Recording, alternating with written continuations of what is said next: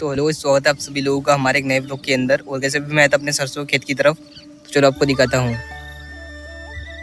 तो गाइस यहाँ पर देखो आप सभी लोग, मेरी सरसों इसके अंदर से होकर गुजरती है गाइस नील गाय।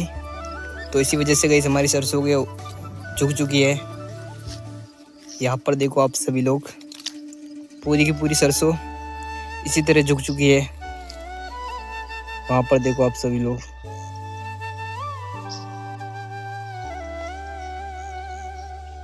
और यहाँ पर देखो इस इधर से होकर नील गाय गुजरती है।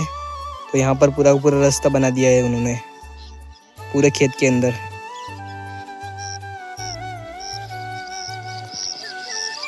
और इस पूरे सरसों के खेत को तहस नहस कर दिया। यहाँ पर देखो,